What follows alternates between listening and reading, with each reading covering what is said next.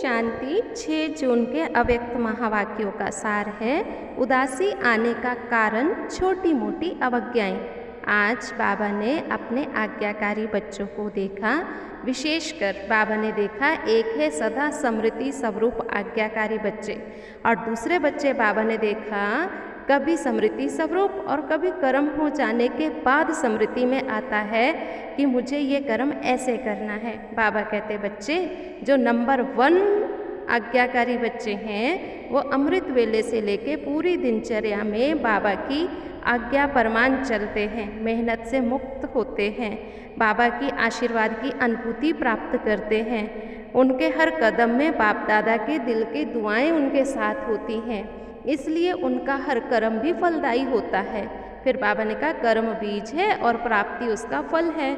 संतुष्टता और सफलता भी आज्ञाकारी बच्चों को ही मिलती है। फिर बाबा ने बताया कि संतुष्टता 3 तरह की होती है, स्वयं से संतुष्टता,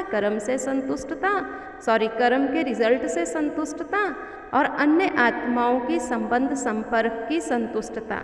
बाबा ने कहा जो नंबर 1 आज्ञाकारी बच्चे होंगे उनको इन तीनों ही तरह की संतुष्टता होती है। कई बच्चे आज्ञाकारी हैं, नंबर 1 आज्ञाकारी हैं, लेकिन उनसे भी कोई कोई बच्चे असंतुष्ट हैं। तो बाबा ने कहा वो अपने ही किसी कारण से असंतुष्ट हैं। तो उसके भी बाबा ने 3 कारण बताए कि किन कारणों से असंतुष्ट होते हैं। एक तो बाबा ने कहा मिसअंडरस्टैंडिंग, दूसरा अपनी बुद्धि पर मान, जो सोचा वह नहीं हुआ इसलिए असंतुष्ट हैं, तीसरा कई आत्माओं के पिछले हिसाब किताब के संस्कार हैं इसलिए वो आत्माएं असंतुष्ट हैं। बाबा ने कहा अगर 95% संतुष्ट हैं, 5% अगर नहीं भी संतुष्ट हैं तो अपने ही किसी कारण से हैं। श्रेष्ठ आज्ञाकारी बच्चों का कर्म करने के बाद कभी भी मन विचलित नहीं होता, खाता नहीं है। सेकंड नंबर वालों का मन खाता है।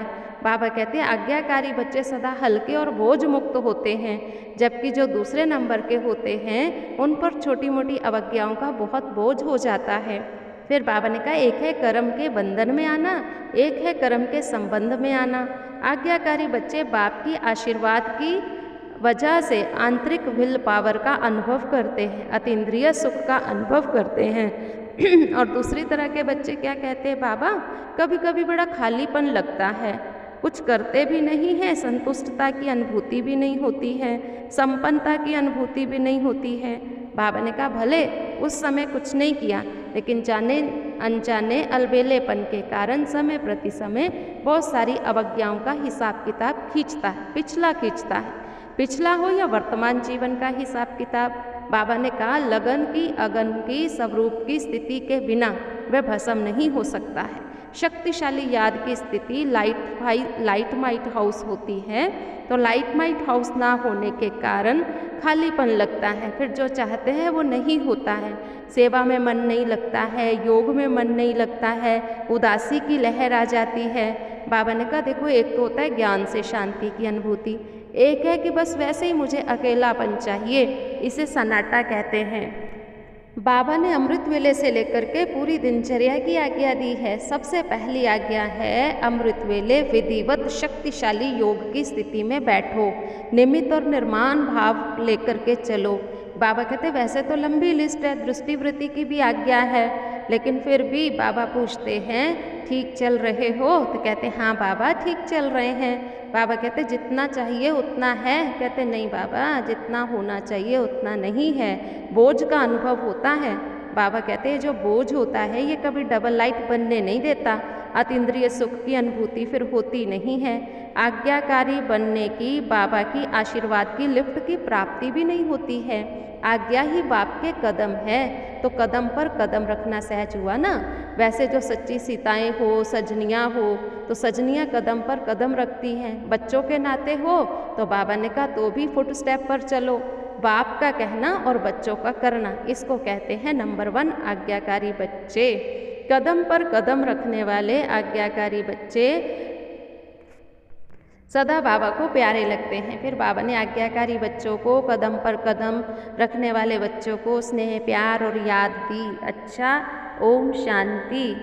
फिर बाबा ने पार्टियों से मुलाकात की, कहा तुम यात्री हो। देखो वैष्णो देवी की यात्रा पर जाते तो जय माता दी करते हैं और दूसरों को भी याद दिलाते हैं। तो तुम भी न्यारे और प्यारे रहो, कमल पुष्प कीचड़ के समान। जैसे वो न्यारा और प्यारा रहते हैं ना, कीचड़ में रहते हैं, तो बाबा ने कहा तुम भी न्यारे प्यारे रहो।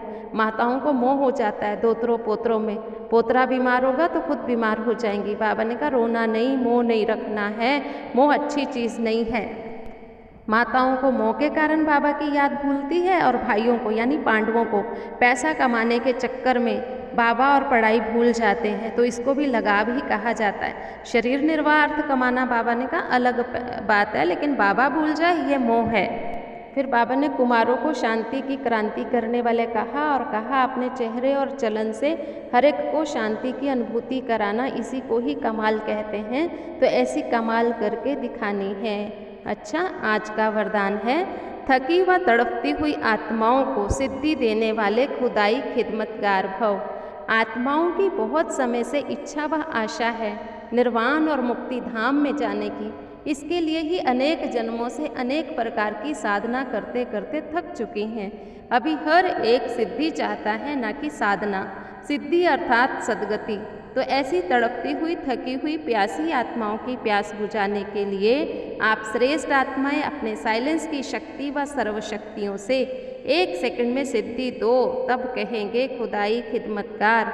स्लोगन है, कमज़ोर संस्कार ही माया के आने का चोर गेट है, अब यह गेट बंद करो। स्वमान है, मैं खुदाई खिदमतगार हूँ।